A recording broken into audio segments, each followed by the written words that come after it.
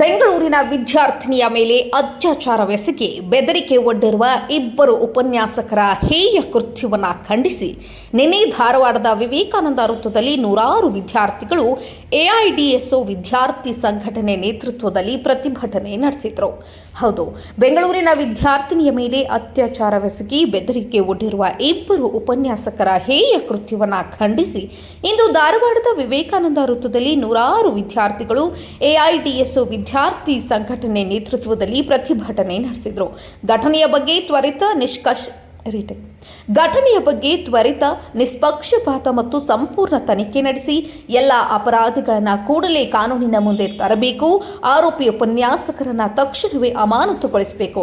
ಇದರಲ್ಲಿ ಪ್ರಬಲ ಕುಂದುಕೊರತೆ ನಿವಾರಣಾ ಕಾರ್ಯ ಸಮಿತಿ ಸ್ಥಾಪಿಸುವುದು ಸೇರಿದಂತೆ ಲೈಂಗಿಕ ಕಿರುಕುಳ ಮತ್ತು ದೌರ್ಜನ್ಯದಿಂದ ವಿದ್ಯಾರ್ಥಿಗಳನ್ನು ರಕ್ಷಿಸಲು ಶಿಕ್ಷಣ ಸಂಸ್ಥೆಗಳಲ್ಲಿ ಕಠಿಣ ಕ್ರಮಗಳನ್ನು ಜಾರಿಗೊಳಿಸಬೇಕು. ಸಂತ್ರಸ್ತೆಗೆ ಸಂಪೂರ್ಣ ಬೆಂಬಲ ನೀಡಬೇಕೆಂದು ಆಗ್ರಹಿಸಿದರು.